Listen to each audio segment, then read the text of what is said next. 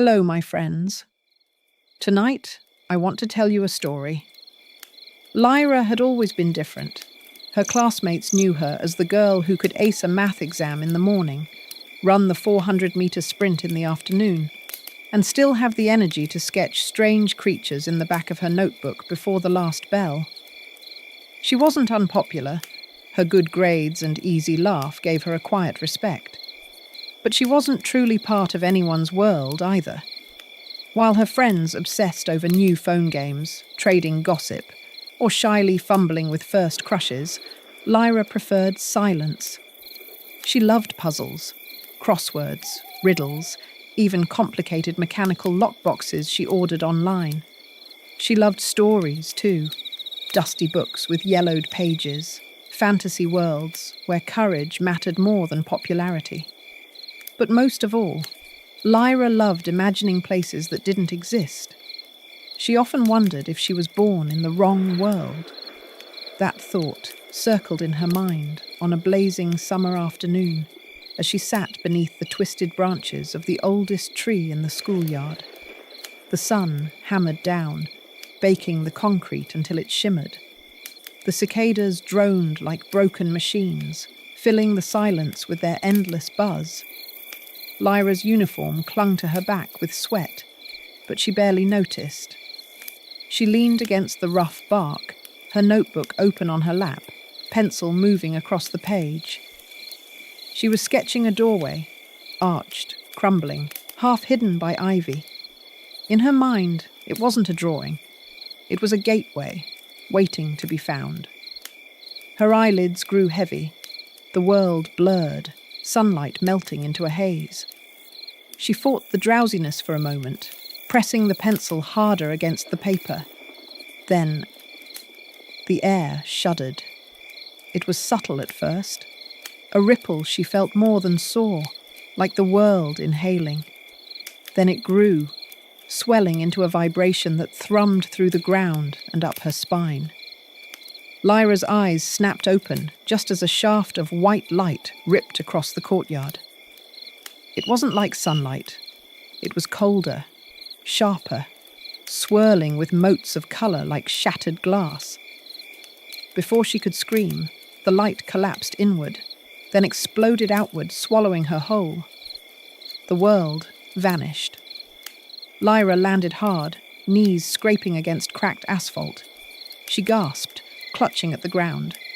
It felt real, painfully real. She staggered to her feet. The tree was gone. The courtyard, her school, the summer sky, all gone. In their place stretched a city she didn't recognize. Towering skyscrapers loomed on every side, their glass windows shattered, steel frames twisted. Billboards flickered with broken neon. Traffic lights dangled from snapped wires, still blinking red and green though the streets were deserted. A silence hung over everything, thick and oppressive. The kind of silence after a scream. Her chest tightened. Where am I? No answer, just the whisper of wind through the empty streets. She began walking, sneakers crunching against broken glass. Her reflection wavered in a cracked window, wide eyes, messy hair, the same school uniform she'd worn a moment ago. The sight of herself in this alien ruin made her stomach knot. Then, in the distance, she saw movement, figures, people, stumbling into the streets, blinking around in confusion. A man in a business suit, tie askew. A little boy clutching his mother's hand. Teenagers, adults, even the elderly. They appeared as disoriented as she felt, looking around with pale, frightened faces. "Hey!" Lyra called, relief surging. She jogged toward them. "Do you know where we—" A sound cut her off. A laugh. It rolled across the square, low and guttural, echoing off the ruined buildings. The crowd froze. Lyra's skin prickled as she turned toward the sound. From the shadow of a collapsed statue, a figure emerged. A man, tall and thin, cloaked in black. His face was hidden by a hood, but his voice rasped with cruel amusement. "Welcome," he said, spreading his arms wide. "Welcome to Noxterra." The name scraped across Lyra's mind like a blade.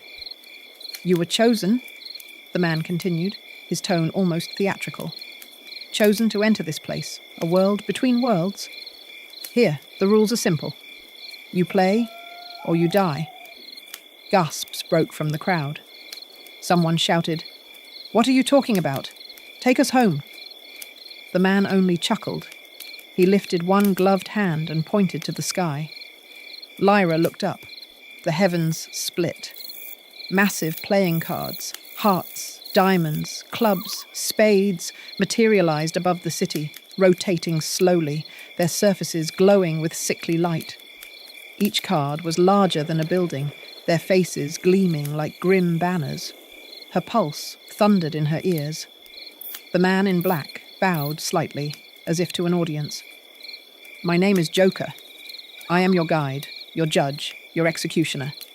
Each trial is marked by the suits you see above. Hearts, diamonds, clubs, spades, trials of trust, logic, survival, and despair. You will face them all. You will play, or perish. That is the only law of Noxterra." Someone screamed. A woman clutched her child tighter, backing away. A man cursed loudly and tried to run. "Run, if you like," Joker said softly. "But this city has no exits." The ground beneath Lyra trembled. From the center of the square, a doorway rose from the concrete, tall and gleaming with unnatural light. Its frame pulsed with crimson, the symbol of a heart burning at its center. "The first trial awaits," Joker declared. "A game of hearts. Step inside or be erased." The doorway yawned open, spilling white radiance. Lyra's throat went dry. Her pencil and notebook had fallen somewhere along the way, but she barely noticed. All she could think was, "This isn't a dream. This isn't a book. This is real." And if she wanted to survive, she had to play. She took one shaky breath, then stepped forward with the others. The light swallowed her. The light receded. Lyra stumbled forward, blinking against the harsh glare. The air in this new place was colder, sterile, as if it had never touched sunlight. When her vision cleared, she found herself standing inside a room that looked nothing like the broken city outside. The chamber was square and windowless, its walls gleaming white like polished stone. Bright fluorescent panels buzzed overhead, casting a sickly light that erased all shadows. There was no door behind them, no way out. Just smooth walls, a metallic floor, and the trembling breaths of 6 strangers. 6, including Lyra. She recognized none of them. A man in his 50s, his suit wrinkled and damp with sweat. A girl about her age with wide, terrified eyes, makeup streaked from tears. A lanky young man with his hair tied back, hands shoved deep in his pockets as though he could hide his shaking. Beside him, a woman with sharp features and clenched fists. And finally, a boy, no older than 14, standing alone, his face pale as chalk. The silence was unbearable. Everyone seemed afraid to move. Then the voice came. It wasn't Joker's laugh this time. It was cold, mechanical, reverberating from hidden speakers in the walls. "Trial of Hearts, the Betrayer's Game. Rules are simple." The words scraped across the chamber, chilling Lyra's spine. "Each round, you will vote. Choose the one you believe is the betrayer. If your choice is correct, the betrayer is eliminated and the game continues. If your choice is wrong..." A pause, heavy with promise. "Everyone dies." A collective gasp ripped through the group. The sobbing girl let out a strangled cry. "No, no, no. What does that even mean? How are we supposed to know who the betrayer is?" The man in the suit barked out a nervous laugh. "This is absurd. There's no logic to it. It's just chance." The boy's small voice broke in, shaking. I don't want to die." The lanky man ran a hand through his hair, muttering curses under his breath. Lyra forced herself to breathe. Her heart pounded, but she could think. She had to think. Games had rules. Always. The challenge wasn't just random chance. There had to be a way through. The speakers crackled again. "Voting begins. You have 30 seconds. A panel slid open in the wall, revealing a console with 6 glowing buttons, each marked with a symbol corresponding to one of them. The panic escalated instantly. Wait, we don't even know each other." The sharp-featured woman snapped. "How can we pick? This is madness." "Someone's lying," the man in the suit shouted. "That's the point. Someone here is the traitor, don't you see? One of us is pretending." The girl shook her head violently, backing away. "No, I'm not. I swear I'm not." Lyra's throat tightened. Fear was spreading through the room like poison, twisting faces, sharpening voices. The clock was ticking, though she couldn't see it. She could feel it. 30 seconds. They had to decide. When the moment came, Lyra's hand hovered over the panel. She didn't know who to choose. She couldn't know. So she chose at random. The vote locked. A hollow chime echoed. The console displayed the results. The boy, the youngest, had received the most votes. No. His scream tore through the chamber. He ran to the others, desperate, eyes brimming with tears. "Please. I didn't do anything. I'm not..." The floor beneath him lit up. Electricity surged in a flash of white. His body convulsed. His scream cut off in an instant, replaced by the acrid stench of burning flesh. When the light faded, he collapsed, motionless. Silence. The girl fell to her knees, sobbing uncontrollably. The lanky man swore, pressing his hands to his temples. Even the man in the suit flinched, though he quickly turned it into anger. Lyra's stomach lurched. She wanted to vomit. But more than that, she wanted to scream at them all, at herself. They had killed a child who might have been innocent. The mechanical voice returned, merciless. "Round 1, completed. Continue." The console reset. 6 buttons were now 5. Lyra's legs trembled. She clenched her fists. "If I don't keep calm, I'll be next." The man in the suit was the first to recover. He jabbed a finger toward the crying girl. "It's her. She's the betrayer. Look at her. Falling apart, distracting us. She wants us confused so she can survive." The girl shook her head violently. "No, I swear it's not me. I don't know anything, I just..." "Listen to yourself," the man barked. "You're hysterical. That's exactly how a liar acts." The sharp-featured woman hissed. "And how do we know it isn't you? You're too quick to blame others. Too loud." The lanky man muttered, "We're screwed. Totally screwed." Lyra's heart pounded. She looked at the man in the suit. His eyes darted, his face flushed.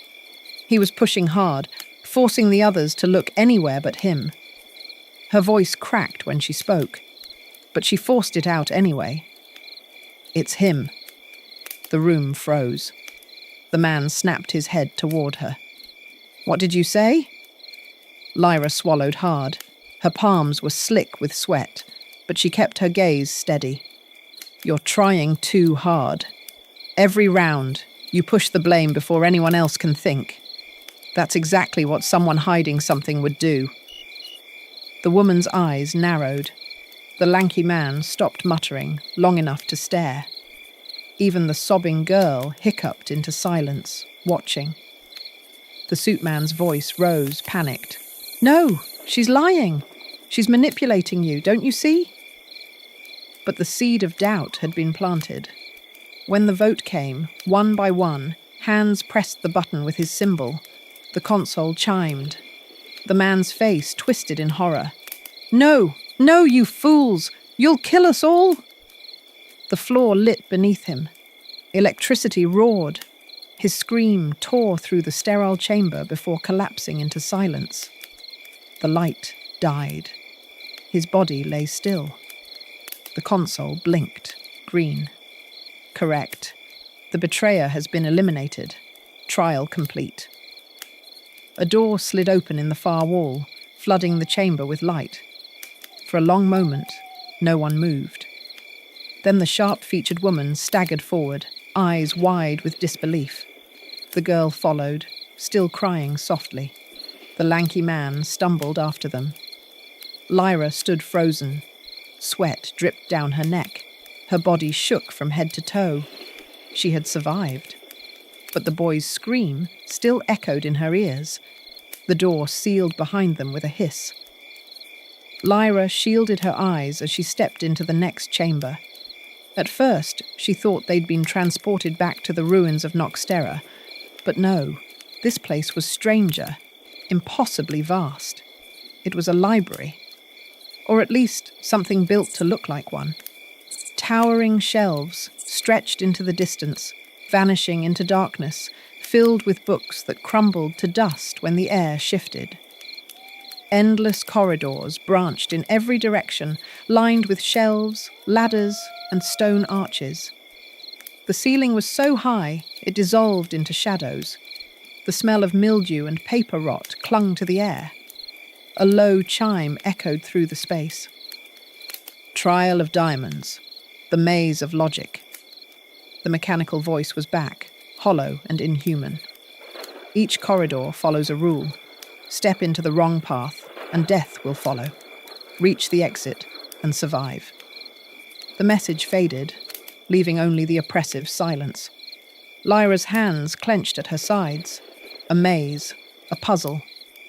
She should have felt relief.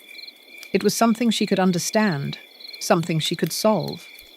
But the faint, coppery tang in the air reminded her of the boy's death in the previous trial.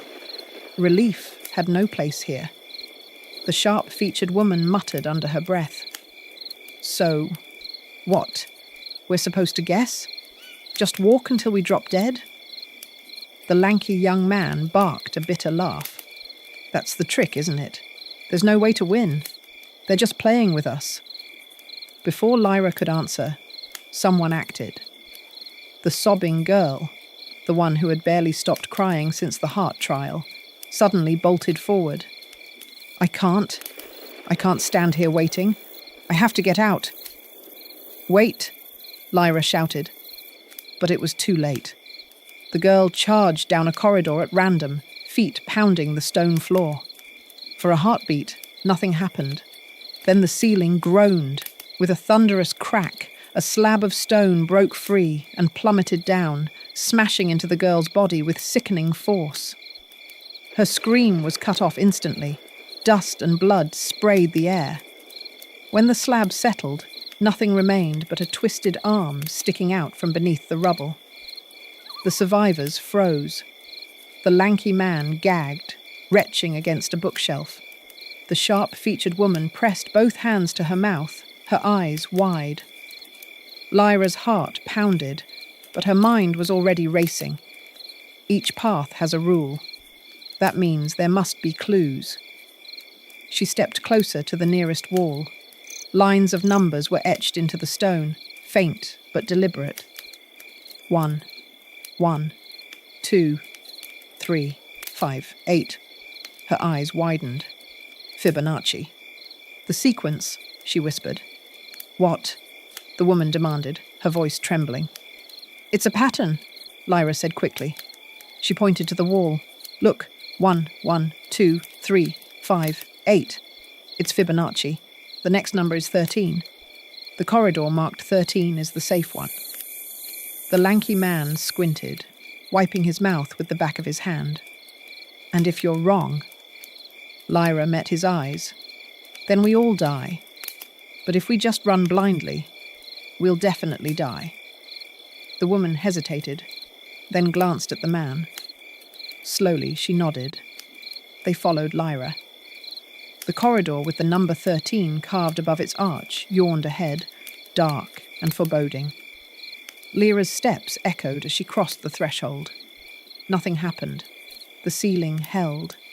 The air didn't shift. Relief washed through her, but only for a moment. The maze continued.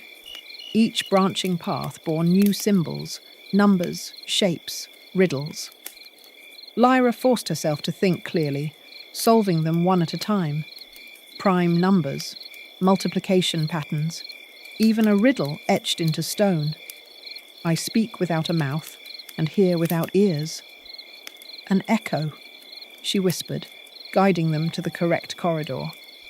But not everyone listened. At one junction, the lanky man snapped. "This is insane! You're just guessing, all of this. Guessing!" He bolted down a corridor marked with a perfect square. 4. The ground split open beneath him. Jagged spears of stone shot upward, impaling him through the chest. His scream echoed once, then faded as his body crumpled. Lyra turned away, bile rising in her throat. The sharp-featured woman whispered, voice shaking. "He didn't believe you." Lyra clenched her fists. "Then I'll make sure we don't waste his death." We keep moving. Step by step, puzzle by puzzle, they pressed on. Time blurred. Lyra's body ached, but her mind burned with focus. She solved patterns, read hidden messages, pieced together the structure of the maze. Each success opened a safe path forward. Each mistake by others reminded her of the cost of failure. Finally, after what felt like hours, they reached a vast stone door at the end of the corridor. The diamond symbol glowed faintly on its surface. Lyra pressed her palm against it. The door opened. Blinding white light spilled through, and for the first time since entering Noxterra, Lyra allowed herself to breathe. They had survived the second trial, but as she stepped into the light, she knew the games would only grow deadlier. The transition was harsher this time. Lyra stumbled out of the glowing doorway and nearly collapsed, her lungs gasping for breath. The sharp-featured woman fell to her knees beside her, clutching at her chest. They had lost so many already. Out of 6 who had entered the first trial, only 2 remained. The air around them was different, hot, damp, heavy with the scent of iron and soil. Lyra lifted her head. They were standing in a vast arena. The ground was packed dirt, stained dark in patches. Towering stone walls ringed the circle, jagged and impossible to climb. Above, the sky was an ominous shade of grey, swirling as though storms lurked just beyond the horizon. At the far end of the arena stood a towering column of black stone, glowing faintly with white light. And atop the column rested an orb, a sphere of pure radiance, pulsing like a living heart. Before Lyra could speak, the voice returned. Trial of clubs. The survival race. The words vibrated through the arena like a drumbeat. The rules. The orb must reach the column before time expires. 30 minutes. If the orb is not delivered, all die. A mechanical chime rang out, and suddenly, at the center of the arena, a second column rose from the ground. Upon it rested the orb of light. The sharp-featured woman whispered hoarsely, "We have to carry it. That's all. We just carry it." But even as she spoke, a rumble spread through the earth. Lyra's stomach knotted. No, it won't be that easy. The rumble grew louder. Snarls, claws raking against stone. From the shadows of the arena's gates, shapes emerged. Wolves. But not wolves of flesh and blood. These were night made solid, their fur rippling like black smoke, eyes glowing white. Their teeth gleamed with unnatural light as they stalked forward, dozens of them, their growls vibrating in Lyra's bones. The voice spoke one final time. The wolves hunt the bearer of the orb. Begin.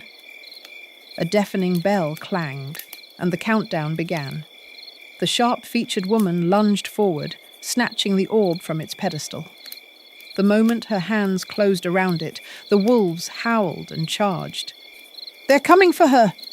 Lyra shouted. "Move!" The woman sprinted toward the far column, clutching the orb to her chest. Lyra ran beside her, heart hammering. The wolves moved like liquid shadows, surging across the arena with terrifying speed. The first wolf leapt. "Down!" Lyra screamed, shoving the woman to the ground. The wolf sailed over them, snapping at empty air before skidding and turning back. "They're locked onto the orb," Lyra realized, eyes wide. "It's not us.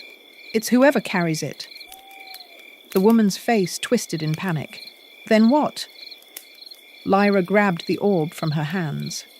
Immediately, the wolves shifted, their white eyes snapping to her. "Run!" Lyra shouted. She sprinted, lungs burning, dirt flying beneath her shoes. The wolves thundered after her, snarls filling the arena. Their hot breath seemed to sear the back of her neck. A massive shadow loomed beside her, a wolf lunging, jaws wide. Lyra twisted at the last second, hurling the orb toward the woman. "Catch!" The wolves veered away from her mid-leap, slamming into the dirt as their focus shifted. They bounded toward the woman instead. The woman fumbled, but caught the orb against her chest. She staggered back, eyes wide. "It's working!" "Then keep passing it." Lyra gasped. The race became chaos. They tossed the orb back and forth, each sprinting a few desperate steps before the wolves turned and forced them to pass again. Claws raked the dirt inches from their legs. Teeth snapped at their arms. And then, one of the wolves was faster. It lunged as the woman caught the orb, slamming her to the ground. She screamed, thrashing, as its jaws closed around her shoulder. Blood sprayed. "Drop it!" Lyra screamed. The orb rolled from the woman's grasp. Lyra dove, snatching it just as the wolves turned from the dying woman to her. Her chest heaved. She didn't want to leave her behind, but the woman's cries were already fading, drowned beneath the snarls of the pack. Lyra ran. The column loomed ahead, impossibly far. Her legs burned, her lungs seared, but she forced herself onward. Wolves closed from every side. She remembered the boy who had died in the first trial, the lanky man impaled in the maze, the woman torn apart behind her. Not me. Not here. Not now. The orb grew hotter in her hands, almost pulsing, urging her forward. At the final stretch, 3 wolves leapt together, forming a wall of darkness. Lyra screamed, throwing every ounce of strength into her arms. The orb sailed through the air and struck the column. The world exploded in light. The wolves disintegrated into ash, their snarls silenced. The ground trembled, then stilled. Lyra collapsed to her knees, tears stinging her eyes. The arena was silent again. She was alone, but she was alive. The silence that followed the wolves was crushing. Lyra lay on the dirt floor of the empty arena, chest heaving, sweat and tears streaking her face. The orb's glow had faded, absorbed by the black column. For a moment, she thought it was over, that she had survived, that maybe, just maybe, she'd finally wake up in her school courtyard beneath the summer tree. But then the voice came. Trial of spades. The final arena. The dirt floor trembled beneath her, splitting open. Metal ground against stone as vast plates rose, locking into place, forming a new battlefield. The air smelled of oil and iron, harsh and suffocating. Lyra staggered upright. She was not alone. 5 others stood across the arena. Survivors from other groups, faces she had glimpsed briefly in earlier transitions but hadn't spoken to. Their eyes were hollow, their clothes torn, their hands shaking as they clutched weapons that hadn't been there a moment before. Knives, spears, blunt pipes. Lyra looked down. In her hands gleamed a blade. The metallic voice vibrated through the steel walls. Rules. After 60 minutes, only the living may leave. When the time runs out, all corpses will be removed. Survive or die. The words fell like a hammer. One man, a brute with a scar down his cheek, let out a bitter laugh. So that's it. We kill each other. A woman with sunken eyes whispered, "No, no, there has to be another way." The scarred man brandished his knife. "Don't be naive. You heard the rules. If you want to live, you fight." Lyra's stomach turned. She knew this was what Noxterra wanted, to strip them of trust, of hope, until all that was left was blood. But she also remembered the first trial, the loophole she had spotted. She took a step forward, raising her voice though it trembled. "No, listen, that's not what it said. The rule is, only the living may leave. Not only one living, do you understand? It doesn't say we have to kill each other. It just says we can't die." They stared at her, stunned. The scarred man sneered. "So what? You want us to sit here holding hands until the clock runs out? That's suicide. If you're wrong, we all die." Lyra's heart hammered, but she forced the words out. "If we fight, we'll definitely die. That's what the game wants. But if we refuse, if we endure together, we might all live. Isn't that worth the risk?" Silence stretched. The woman with sunken eyes lowered her weapon first. Her lips trembled. "She's right. I don't want to be a murderer. I can't." Another man, tall, thin, trembling, dropped his spear with a clatter. "Me neither." The scarred man cursed, rage twisting his face. He raised his knife as if to lunge at Lyra. She stood her ground. Her voice cut through the silence. "Do you want to live as the only survivor, haunted forever by what you've done? Or do you want to prove that even in this place we're still human?" The scarred man's breath came in ragged bursts. For a long moment, the knife trembled in his grip. Then, with a roar, he hurled it across the arena. The blade clattered uselessly against the wall. He collapsed to his knees, clutching his head. No one moved. No one fought. They sat together on the cold dirt floor, trembling, waiting. The clock ticked down in silence. Every second stretched into eternity. Doubt gnawed at their minds. What if Lyra was wrong? What if the rules demanded a blood sacrifice after all? More than once, she felt eyes flick toward her, sharp and suspicious. But no one lifted a weapon. She clasped her hands tightly, whispering to herself, "Please, please let me be right." The final seconds echoed like thunder. 3, 2, 1. The arena erupted in white light. Trial complete. Survivors. 6. Lyra's eyes blurred with tears. Around her, people sobbed, laughed, or simply collapsed. They were alive, all of them. For the first time since Noxterra had swallowed her, Lyra felt something bloom in her chest. Not just relief, hope. The voice spoke one last time. "Congratulations, you have conquered the 4 trials. Await further instructions." The arena dissolved into light, and Lyra, clutching her knees, understood.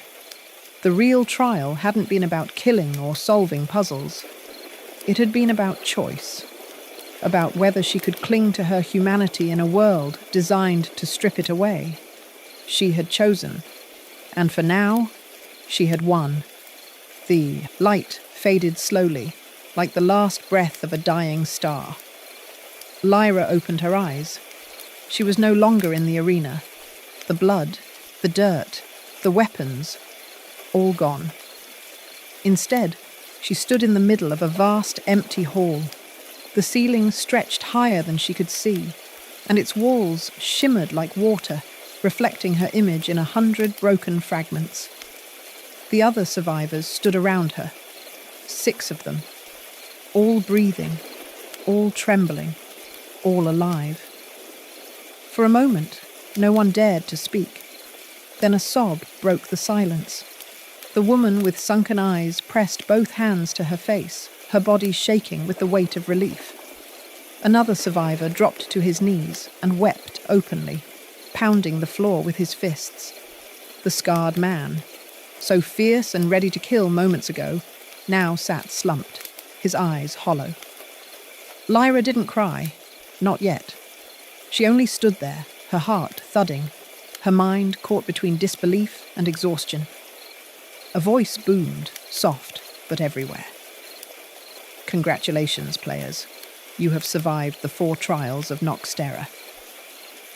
The shadows at the far end of the hall stirred. Slowly a figure emerged, Joker. His black cloak trailed across the shimmering floor, his hood casting his face into darkness. The sound of his footsteps echoed like a judge's gavel. He stopped before them, arms outstretched. Few endure. Fewer still resist what this world demands. You chose logic where others chose chaos. You chose unity where others chose betrayal. You refused despair. His hood tilted toward Lyra, as though his hidden eyes were fixed solely on her. "And you," he rasped, "you challenged the game itself." Lyra's breath caught in her throat. She wanted to speak, but the words tangled inside her chest. Joker let out a laugh, quiet, low, full of something that wasn't entirely cruel. "You have proven worthy," he said. "But Noxterra is endless. The city waits. The trials continue. This was only the beginning." The hall shuddered. The floor beneath their feet rippled like liquid, and suddenly the shimmering walls began to dissolve. "Wait!" Lyra shouted, her voice cracking. "Take us home. We finished. We survived." Joker's laughter deepened, rolling like thunder. "Home?" he echoed. "You still believe in such a place?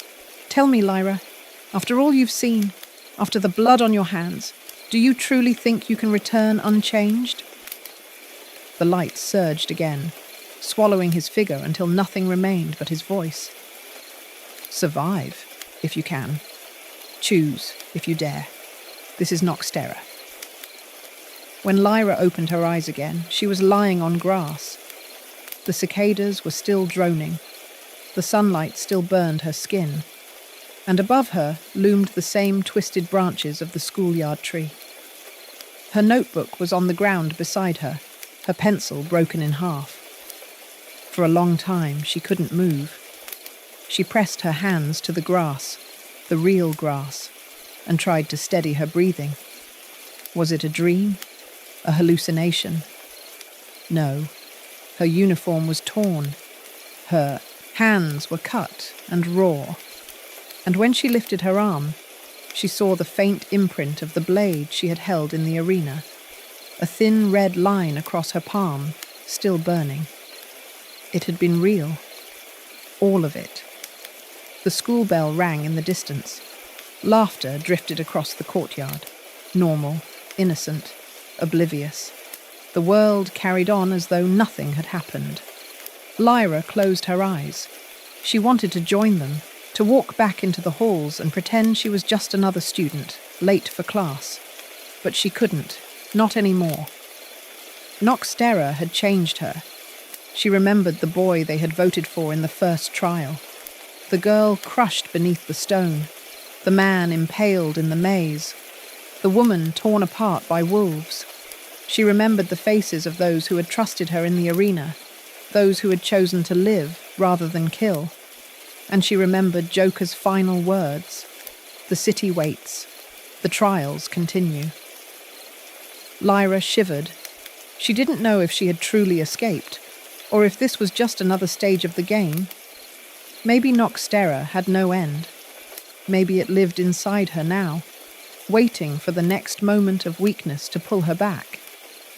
But as she rose to her feet, one truth settled deep in her chest. She had survived. Not because she was the strongest, not because she was the smartest, but because she had chosen to hold on to something that Noxterra couldn't take away: her humanity. Lyra picked up her broken notebook and tucked it under her arm. She turned toward the school building, toward the noise and the laughter, toward life itself. And though fear still lingered in her veins, another feeling burned brighter: hope.